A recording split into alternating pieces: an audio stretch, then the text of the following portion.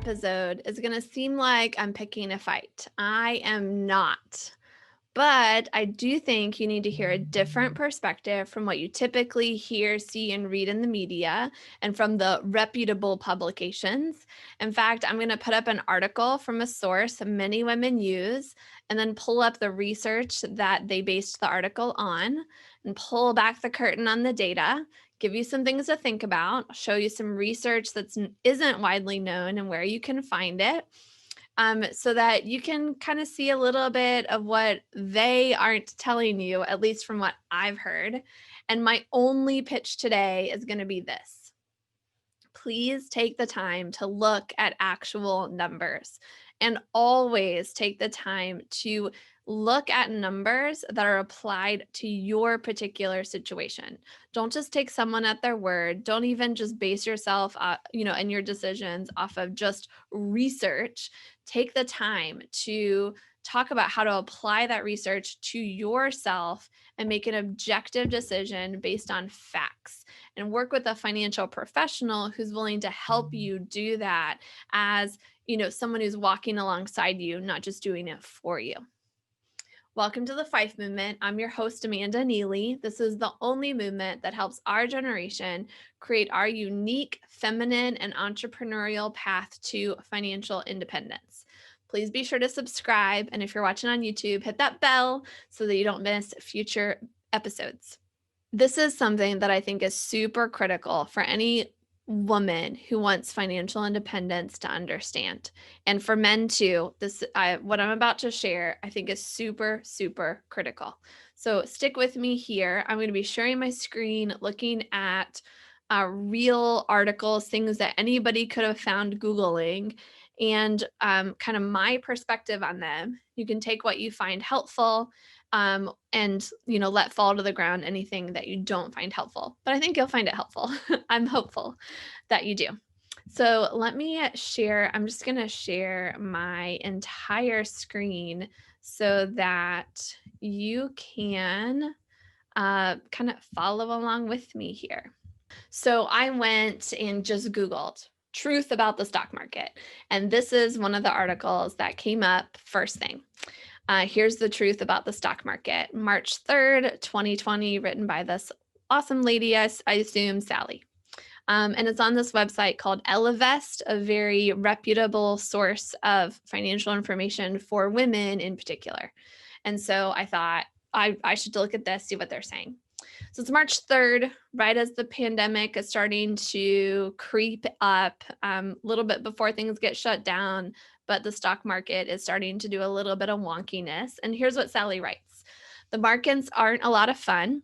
Let's escape for a minute. Let's assume it's the year 1900. William McKinley is president. The temperamen's movement is underway. Long dresses are still in fashion. What if you were thinking of investing in the stock market during that year? And what if I told you that over the next 120 years, the US would experience, and she's got this whole list, 2 world wars, a Cold War, the Great Depression, the Great Recession, inflation, stagflation, terrorist attacks, and so forth. So you're in your long dress, drinking lemonade at the beginning of 1900, and you're thinking of investing $1,000 in the US market, stock market. How does old-timey you guess your money, or how much does old-timey you guess your money might be worth at the end of 2019? I'll bet old-timey you didn't guess $58,191,000. It's not a typo. It really is 58 million. Over that time, the equity markets had an average annual return of 9.6%, with some years as good as 58, 56%, and some as bad as negative 39%. The key lesson here is that the US economy is resilient, even with shocks, challenges. If you stay invested for the long term and allow the mathemagic of compounding to its work, that's historically been the key to building wealth. And she keeps going. But you'll notice, if you're seeing this, I didn't read them out loud, but there's an asterisk, and then there's 2 asterisks, which the nerd in myself is like, ooh, I gotta know what the footnotes say. So first, if you click on the 2 asterisks, it just says it's the nominal return. as calculated by Credit Suisse. I don't even know if I'm pronouncing that right. There's some kind of PDF you can download. But they're also mentioning, if you're super eagle-eyed, you might have noticed that we had previously said 9.7% instead of 9.6 because the stock market, they're using the S&P 500 as a stand-in for the entire stock market. It's only a few stocks for the whole thing, the best 500 stocks for the whole thing. And yeah, so it's slightly different because we're going back to 1900 when the S&P 500 didn't exist. So that's the second asterisk. But the first asterisk says that the source is the Credit Suisse Global Investment Returns Yearbook 2020 and their calculation, which you can go here to download the PDF. And guess what? You don't have to do it. You can, but I did it. And I even did a little bit of highlighting. So it's a 48-page PDF.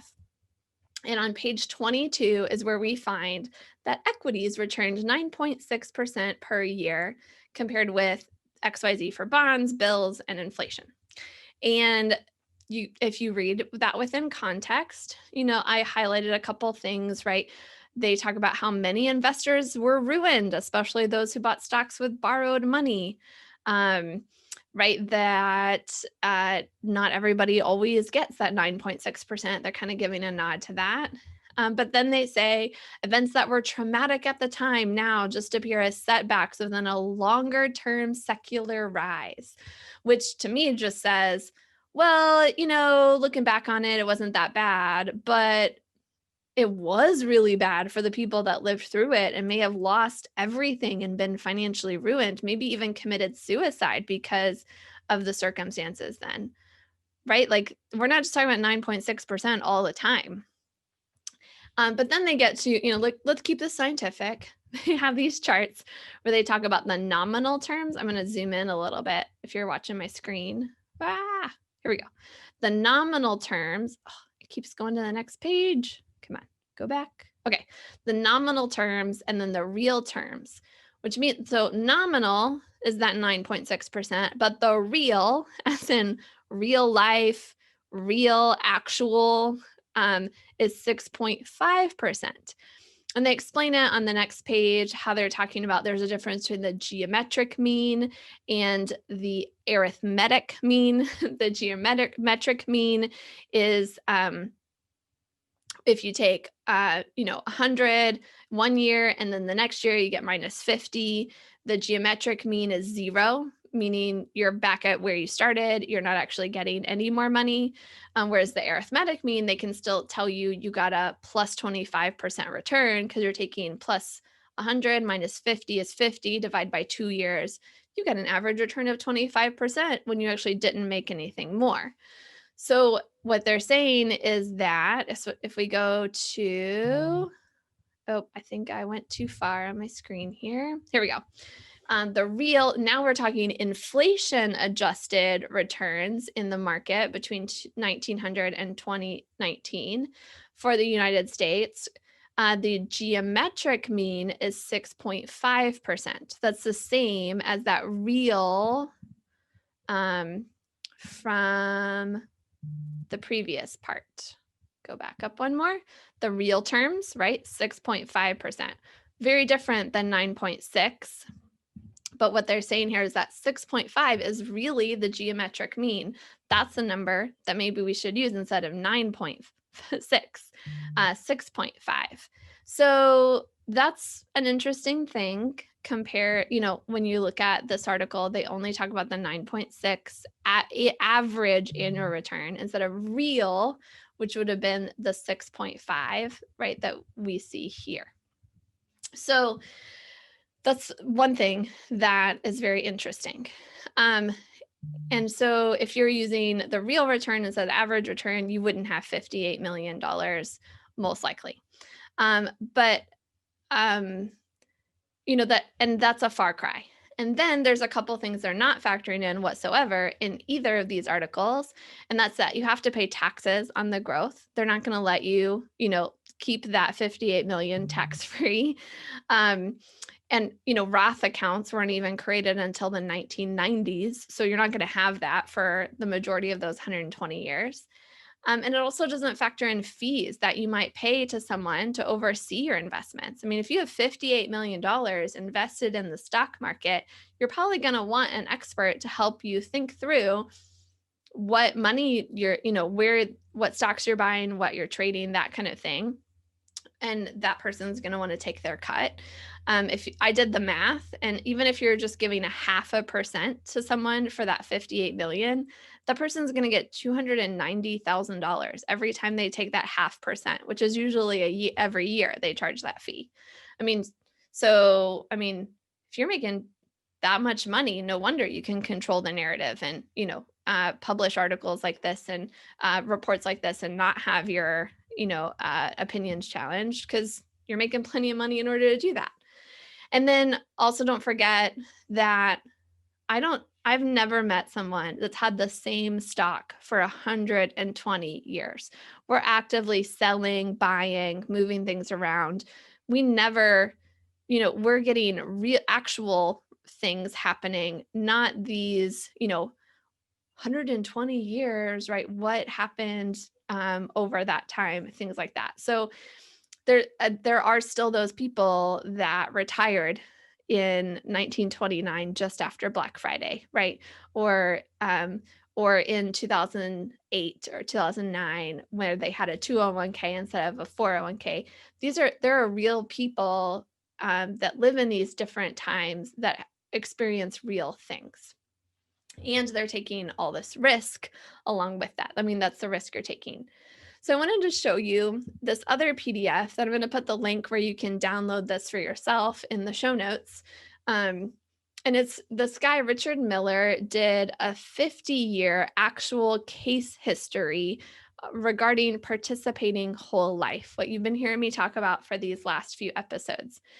And what he found was he was looking at a real 27-year-old who started a whole life insurance policy in 1963 and what happened to him over 50 years by the time he was 77. So like a real person's lifetime, what it was like and how he had diligently been paying an annual premium every year and, saving diligently, making sure his family was protected through the life insurance, but also providing, for his own future at the same time. And the conclusion, again, you'll have this, you'll be able to review it as much as you want because I'll put the link in the show notes. But his conclusion was that he had a non-taxable gain that was equal to an average of 5.57% internal rate of return every year from inception. And that's adjusted for inflation and everything. That's pretty cool. 5.5% compared with 6.5%. And if you know anything about whole life insurance, it's a lot less risky than the stock market. So this person, and it's non-taxable, right? If 5.5%, whereas the 6.5% would be taxable. They're both adjusted for inflation, so you're looking at apples to apples here. And there's very little risk compared. Would you be willing to take on all the risk of the stock market just to maybe make 1% more over 120 years compared with 50 years, right? And of course, depending on when you enter and exit and how often and so often. And then there's one more thing I want to point out is you do have to look at who's writing things and where they're coming from. So the truth about participating whole life, Richard, it says down here at the very end, has his little bio here, and he is a licensed insurance agent. He's also a registered representative and he's, a member of the FINRA. He could sell you the investments, right? But he chose to do the research and look at the whole life insurance, even though he could very well just take those assets under management kind of things too. I didn't actually look up where this Credit Suisse comes from. I should probably do that. Looks like they're a nice research institute. Let me know what you find out about them. But I was also interested in Sally and what her background is. Obviously, she writes for Ellevest, investing. So she's got a slant there. But funny enough, she's got a little LinkedIn tab there. And this is her, I'm signed out. This is just her normal LinkedIn profile that anybody could see. And I noticed, here's her LFS Love, woman founded, a woman ran company built for women by women. That makes me really excited. One of the most sought after startups. That's really cool. And I look at her background, right? She used to be CEO at Merrill Lynch, CEO at Citi. In fact, CEO at Citi, September 2008.